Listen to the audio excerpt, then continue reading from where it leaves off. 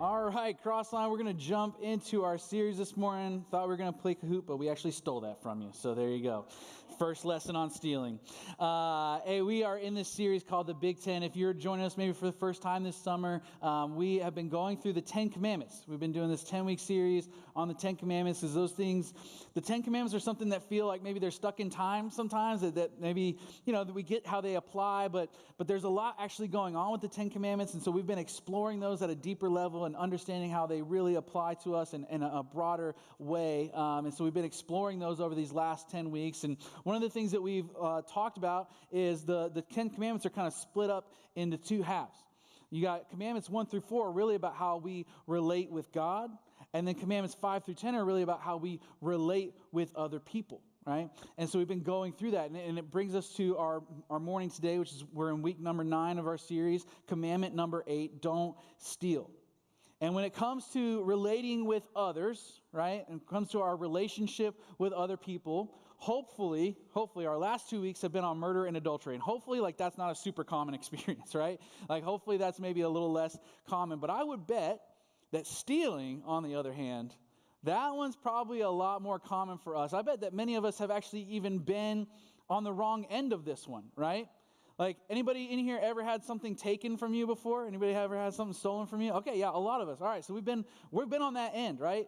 And it's terrible. I remember the biggest thing that I've ever had taken from me in my life was my motorcycle. I know, yes.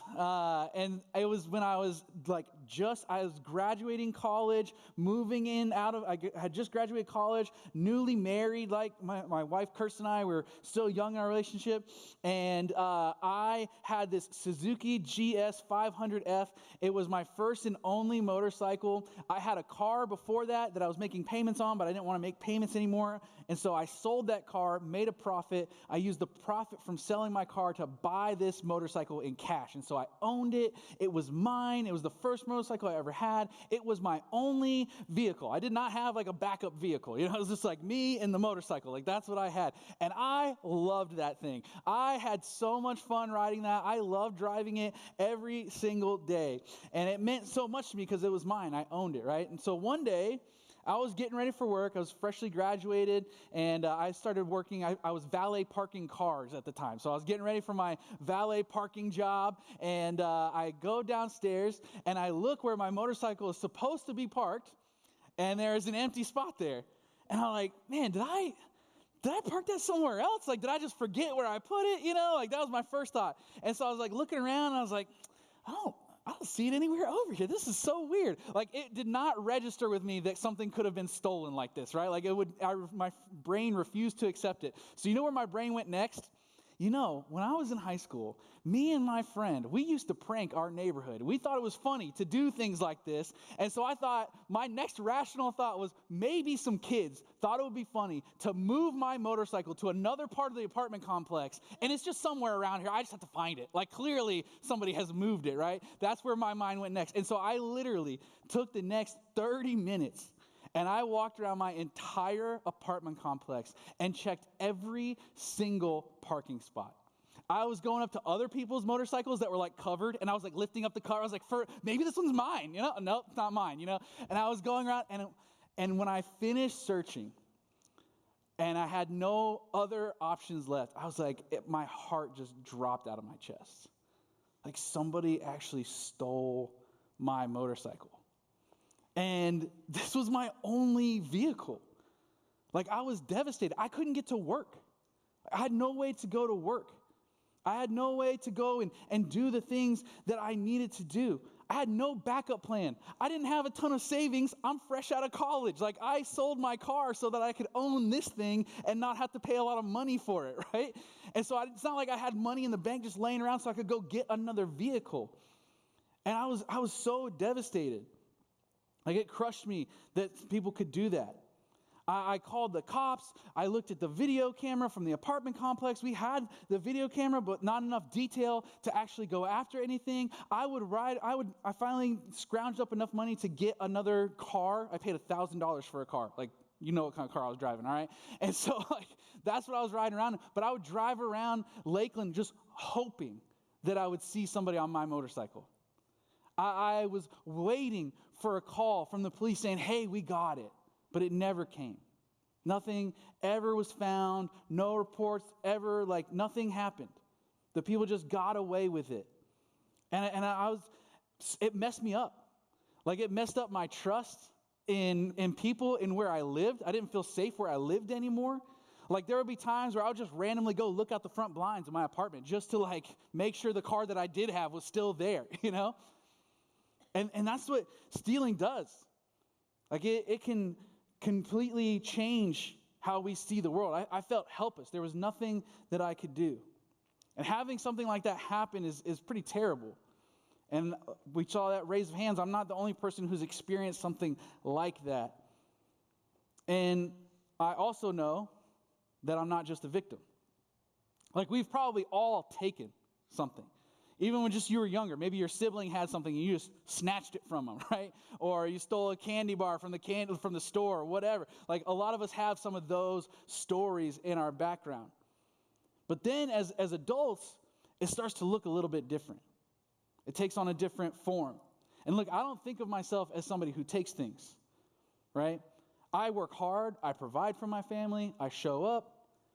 And for a long time, that was enough for me to hear the commandment, thou shalt not steal, and think cool, I got that one. I'm good. Not me, not it, right? But taking somebody else's stuff isn't the only way that we steal. See, over the last few years, I started paying attention to a different kind of taking in my life. I started paying attention to taking more credit than I've earned on something. Not giving others enough shine, but making sure I get the attention for something that maybe I didn't really fully do. Making sure that my family's comfort was covered before anybody else's need, and taking in that way. Promising God that I would give something, a tithe, an offering, a support to something, but then making sure I was comfortable first. And maybe not giving that thing that I told God I would give. Cutting corners in places that I told myself that didn't matter. And look, none of it dramatic, right? But all of it very real. And all of it coming from the same place. This kind of quiet belief that I need to make sure I'm taken care of. Because I'm not sure anybody else will. And I would bet that I'm probably not alone in here this morning. I think that belief is probably a lot more common than we would want to admit, right? A lot of us take in a lot of different ways. We promise God that we'll give a tithe or that we'll serve. We're going to give our time to God. And then all of a sudden, that promise meets tension, right? The finances are a little thin this month. I'm a little busy. And so I'm not going to serve because I got to make sure I got time for me. I got to have my me time. And so we hold back.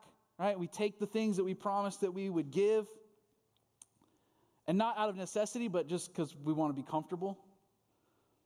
Or we start cutting little corners where nobody's watching, or we think nobody's watching.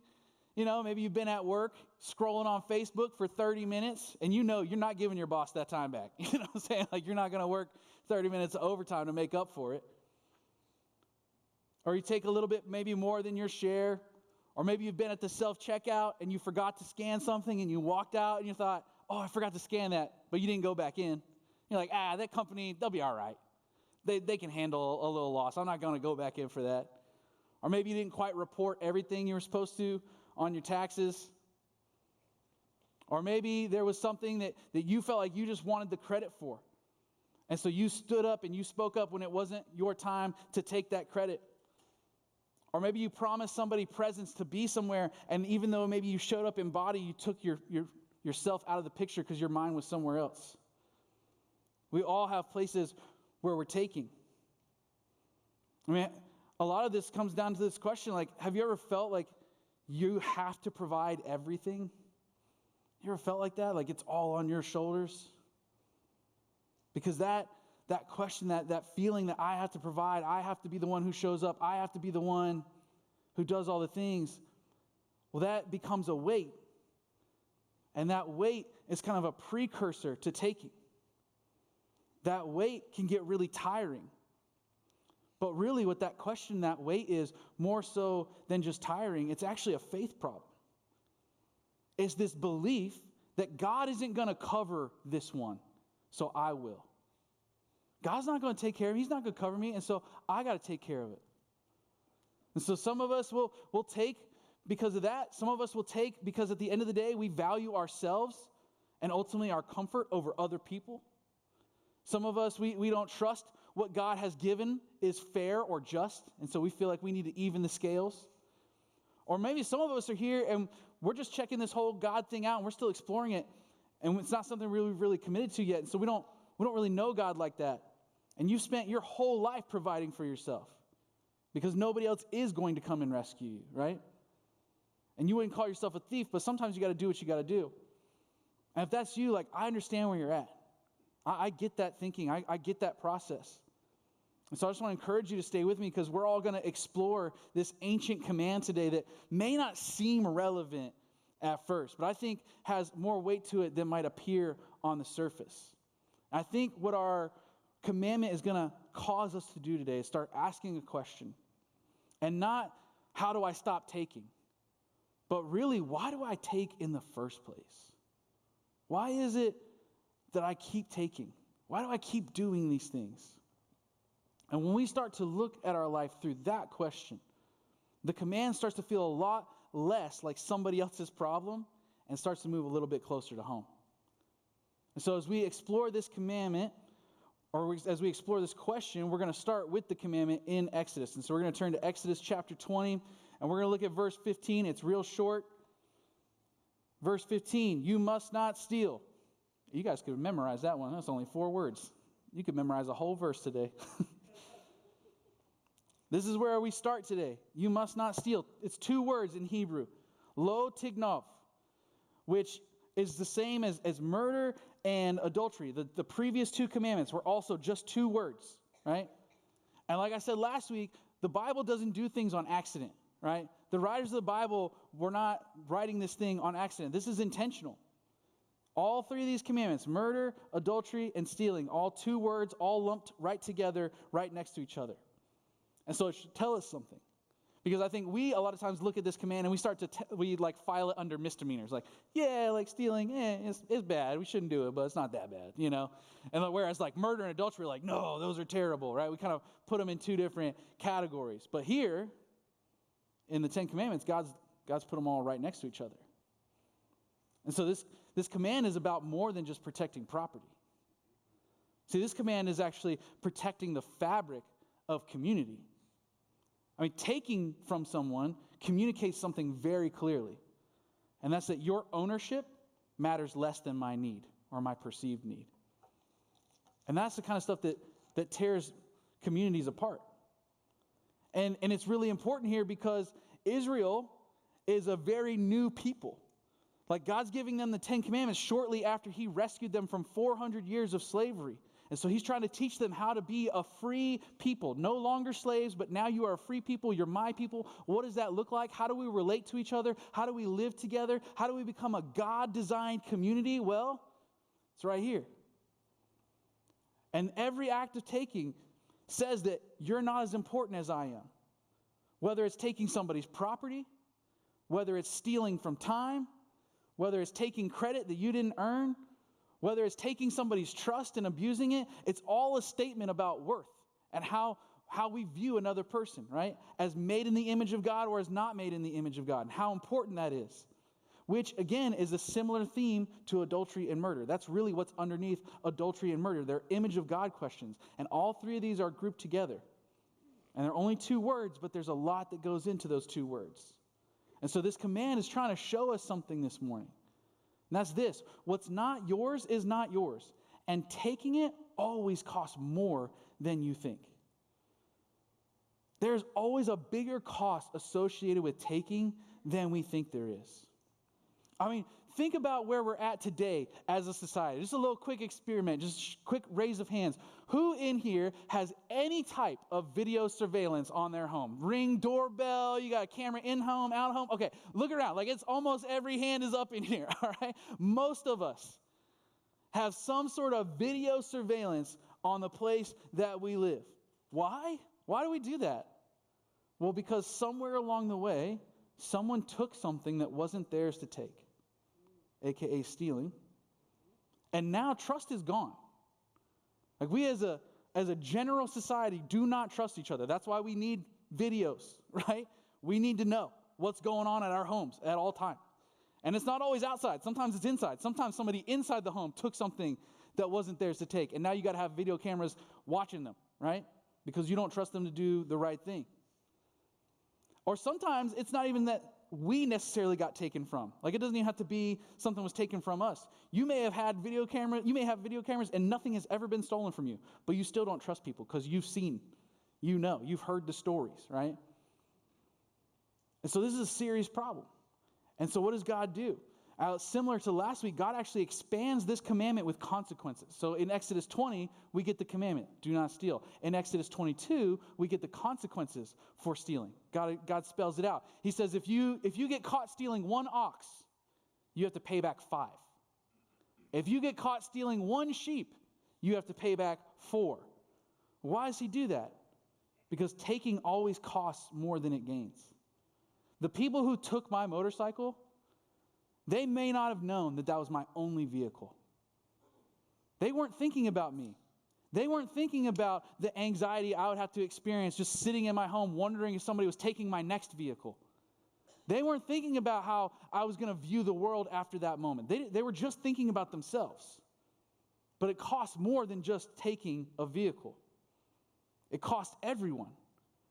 And so the consequences of taking cost the taker 4 or 5 times what they took. That's God's institution here. And so what the law is telling us what taking costs, which is important. But what's at the heart of this? Like, why are we taking in the first place? And I think as we start to examine it, the answer is actually pretty simple. We take because we don't believe there will be enough. That's what's at the root of this. We take because we don't believe there will be enough. We don't believe that we'll be taken care of. We don't believe that what God has given us is enough, that we need more and he's not going to provide it, so we have to provide it for ourselves. And this isn't a new thought. This isn't a new struggle. Israel struggled with this too. Humans have been struggling with this for thousands of years. Israel was coming out of slavery, and you got to remember, when they were slaves in Egypt, they were there for 400 years. That's several generations. And then all of a sudden, they're out, and they're in the wilderness. And they don't know where their next meal is going to come from.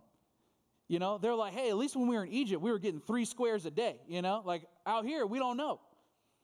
When they were slaves, they had learned to trust that Egypt would feed them at the very least. But now that they don't have Egypt, they have to learn to trust God for those things.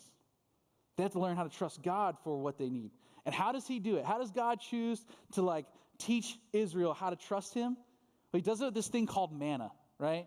And manna was this bread-like substance that would appear like dew every morning, right? And it was said that it was sweet, and it was daily bread. And every day God said, hey, collect exactly what you need, and you will always have enough. I will make sure of it, right? But you know what some of those people did? Of course. They tried to hoard it, right? They tried to take more than they needed. They tried to maybe take from somebody else. You know what happened every night to bread that was stored up, to that manna that was stored? Worms. Every night, without fail. It never lasted to the next day. God was trying to teach Israel, I will provide for you. You don't have to take. I will show up. They had to trust that each day there would be enough. And truly, to live as free people, which is what God was trying to teach, to live life to the full, is to be free from the chase.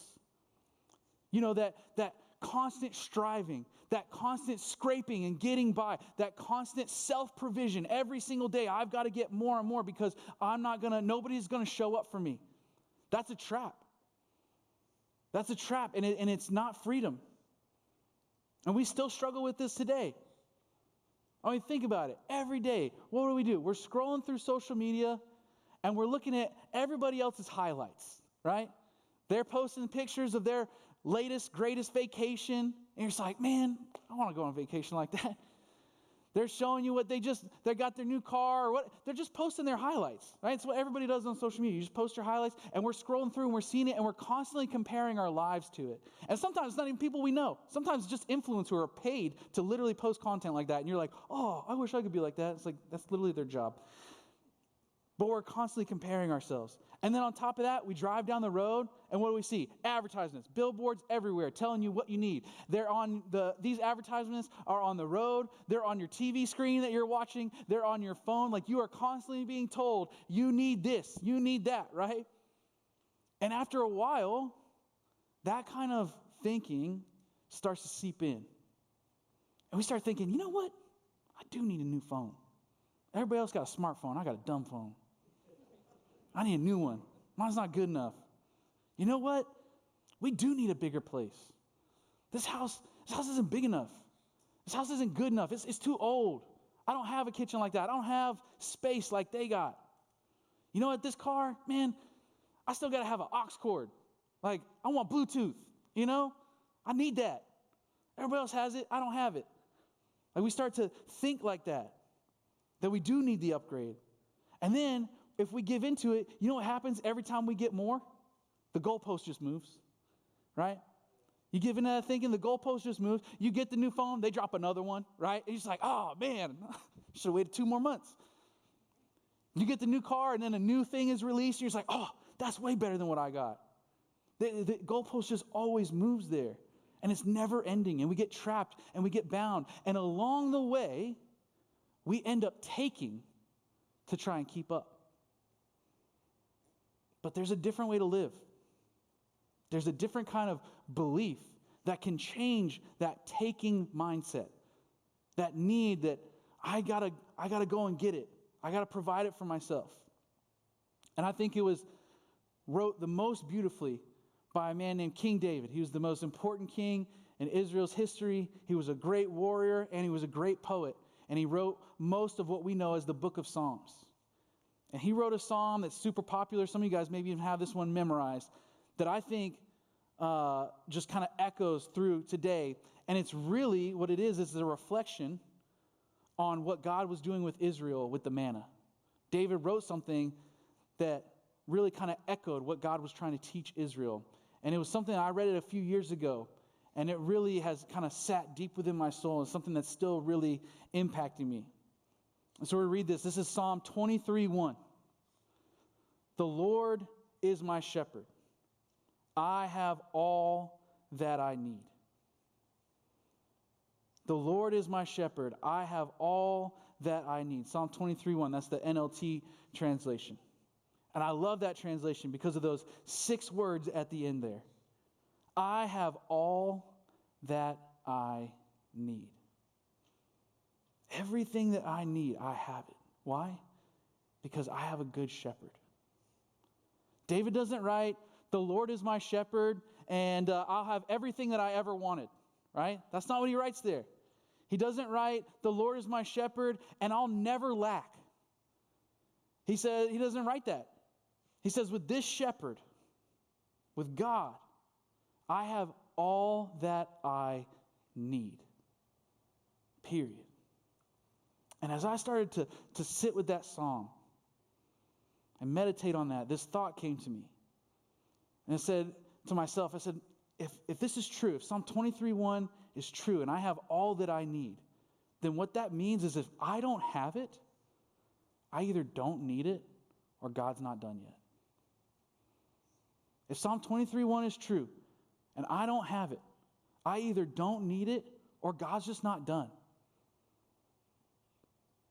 And I think that is a mindset shift that changes everything. And then here's the other part of that Psalm 23:1. Who's the person who's defining the need? It's not the ads. It's not my neighbor's driveway. It's not my algorithm. It's the shepherd. The Lord is my shepherd. And I have all that I need. It's the shepherd who defines the need, and it's the shepherd who provides the need. See, the shepherd knows what we need better than we do, and he will make sure that we get it. Sometimes we got some wants that we present as needs, right?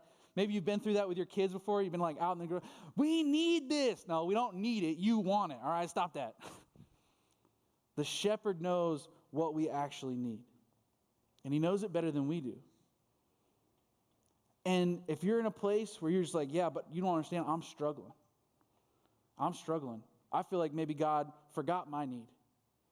It's not always in our timing, but God has never lost track of you. And even when it shows up later than you want it, he knows your need and he will provide. That's the kind of shepherd that we have. And Jesus actually shows us what this looks like lived out in the face of temptation. All right? So we're going to turn to Matthew chapter 4, verses 1 through 4. This is what it says, starting in verse 1. Then Jesus was led by the Spirit into the wilderness to be tempted there by the devil. For 40 days and 40 nights he fasted. That means he wasn't eating, and he became very hungry, as one might expect. During that time, the devil came and said to him, "If you are the Son of God, tell these stones to become loaves of bread." But Jesus told him, "No. The Scriptures say, people do not live by bread alone, but by every word that comes from the mouth of God." And so here's Jesus. He goes out to the desert and he fasts for 40 days and 40 nights. Some of us in here can't contemplate 24 hours without a meal, right? And Jesus does it for 40 days. That's a long time to go without eating. And so, yeah, he's hungry, right? And what does Satan come to him and do? He says, "Jesus, you know what you need? You need bread. You need to eat. You should make these stones turn into bread and provide for yourself," right? That's what he's trying to tempt Jesus to do. Provide for yourself.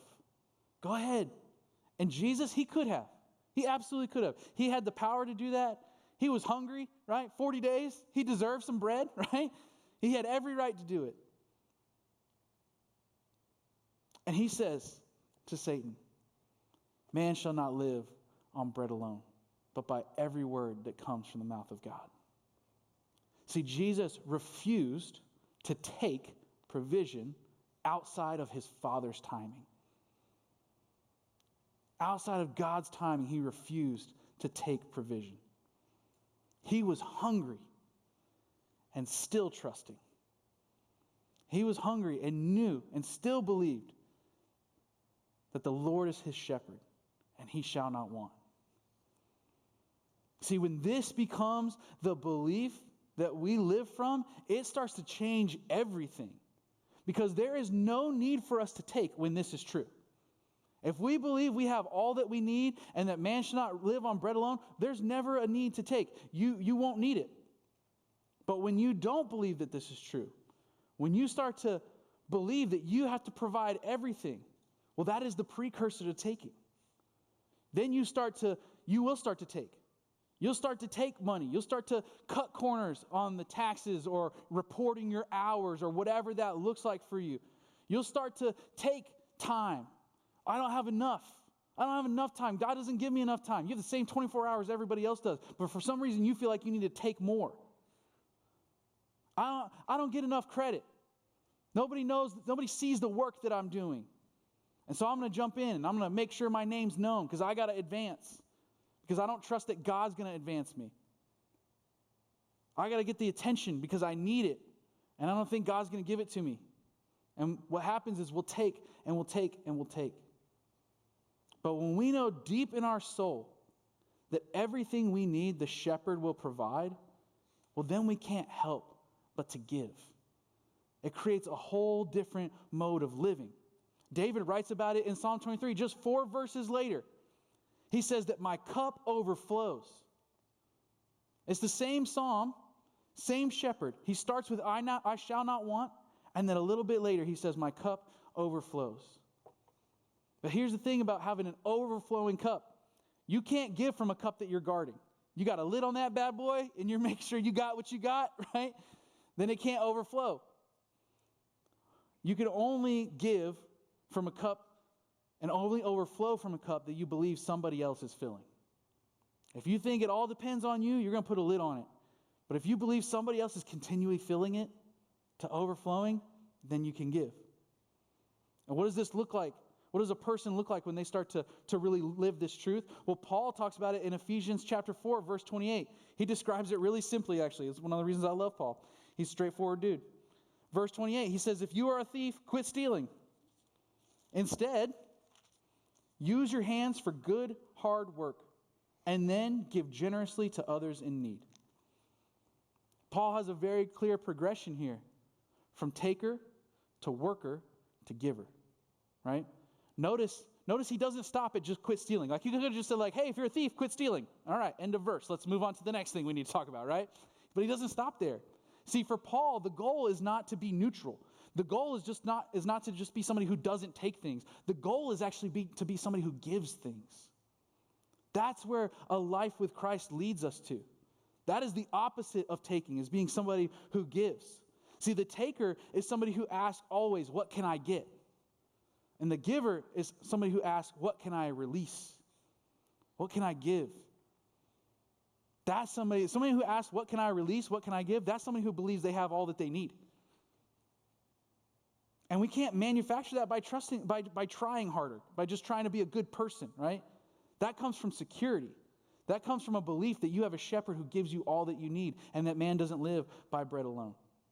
Somebody who starts to live like this, the natural posture is open hands. Open hands are the natural posture of somebody who believes that their Father is about to give them more, right?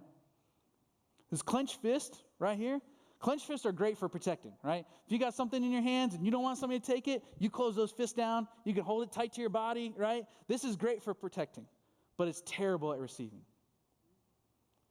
And so if you want to take and you want to just hold what you have, you're not going to leave room to receive more. The second you open your hands, you can now receive. And that's the posture of somebody who believes that their Father is about to give them more. This is the difference between the world and the people of God, right? This is why God puts it in the 10 Commandments. He's telling Israel, hey, you came from a place where you had to take and scrounge and fight for everything that you have. And that's true of the world today. If you don't have God, you are left to your own devices. And you do have to take and scrounge and protect and provide for yourself. But the second you put your trust in Jesus, you now put yourself under the care of a good shepherd who says you can open your hands because I'm going to give you everything that you need. And so what do we do with this? How do we start to make this switch? How do I start to change this maybe belief that I've been holding on to? Well, I got one thing that I want us to do together right now, and then I'm going to give you a few things to kind of take home with you. And so the thing we're going to do right now is just a personal inventory. I'm going to pray, and then I'm going to name some categories, some places where we often find ourselves taking. And in this moment, this is for you to kind of sit with God here. I'm going to read through this list, and I just want you to sit with the Lord. And if you want, you can close your eyes if that helps you focus. But really, this is a moment for you to just kind of hear from God and take a little personal inventory of maybe somewhere where you might find yourself taking. And as I read through this list, you're probably going to have one thing, it might already even be coming to your mind now, where God's saying, hey, this is where you've been taken. I want you to stop. And I'll get through reading this list, and I'm going to give you a second to write that down, and I'm going to give you 3 things to do with that this week. And so I'm going to pray first, and then I'm just going to read through this list. So if you guys will pray with me here. I just want to ask, Holy Spirit, as I read through this list, would you speak truth to us?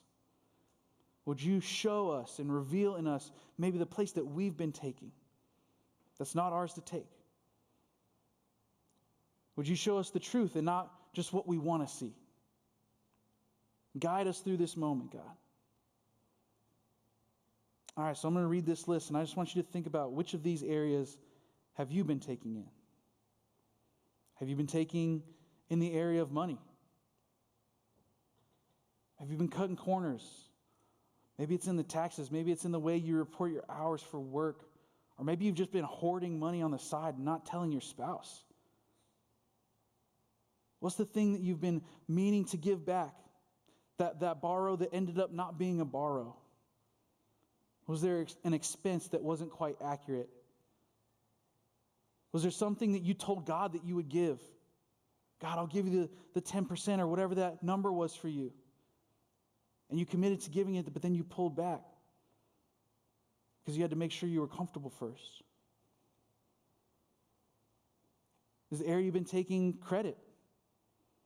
Is it the win that you let people believe was yours because you wanted to feel good? Is it the attention that you took? Is it the celebration that wasn't yours? Is it time? What time do you owe an employer? What time have you taken from your family? What are the hours that you promised and quietly took back? Or maybe for you it's presence. Who are the people that need you to be present and then get the version of you that's already somewhere else? Where have you shown up and not really been there and taken that away? Whatever you feel like God is kind of elevating for you, think of one thing and just take a second. I want you guys to write that down. You can write on your note cards, you can put it in your phone in your notes, but just take a moment and write that down. And then I'm going to give you three things. I'm going to give us three things to do this week so we can start to go after that. Because honestly, if we just stand up here and talk about truth and don't ever live it out, it's pointless. So we want to be people who live transformed. So here's three things I have for you this week. For whatever your thing is that you wrote down, whatever God highlighted in you, here's three things. First is this. I would encourage you, I would challenge you this week. Meditate on Psalm 23:1. The Lord is my shepherd. I have all that I need. Meditate on that. The whole week, sit with this one verse. Let it sit in your spirit. Let it rattle around in your brain all week. Think about those 6 words. I have all that I need. Every morning before you open up your phone and start scrolling through the feed, think about, I have all that I need. Every time you feel a pull towards the new, towards the shiny, towards the upgrade, think about that psalm. I have all that I need. Every time you catch yourself calculating or measuring other people's pockets, check yourself. I have all that I need. At night, as you drift off to sleep, repeat that in your head. The Lord is my shepherd. I have all that I need. 6 words. Think about them every single day this week until the shepherd's voice becomes louder than your algorithms. Meditate on Psalm 23:1 this week. Next thing I have for you is make it right. And if there's an area that you've been taking, go and make it right this week. Give it back. Return the thing. Correct the record. Pay what you owe. Make good on what God has told you to do. If God's called you to do something and you've taken in that area, go and do that thing. And look, this is one where it starts to get uncomfortable. This is where the rubber meets the road, as they say, right? Because repentance here isn't just, I'm sorry. Right? What we saw in Exodus 22, repentance in this area is actually making things right and restoring. Remember that ancient math. We give back more than we took. And so if you're here and you're like, I've been taking credit, right? Don't just stop taking other people's credit. Maybe actually this week, go to that person and say to them out loud in front of other people the credit that they deserve that you took. Be brave. And if you owe money, don't just give back what you owe, but actually add a little extra on top. Go out of your way to do something incredible and make it right. And then lastly, give expecting nothing in return. Give with expecting nothing in return here. The best way to win the battle against taking is to give. That's the best way to do it. Especially where it hurts. Like if you have an area you're like, I'll give here, I'm not giving. That's the place that you probably need to give the most, right? Taking has to be replaced, not just stopped, right? Just like Paul said in Ephesians. And so where is it for you? Is it time? Is it money? What can you start to give and expect nothing in return? Can you give somebody some extra time? Could you give some extra money someplace? Is there somebody that needs the credit? Can you give a meal? Can you give an afternoon to somebody expecting nothing in return? Something that costs you and returns nothing to you. And don't just do it as like a discipline, but do it as a way to say, I trust my Father enough to let this go.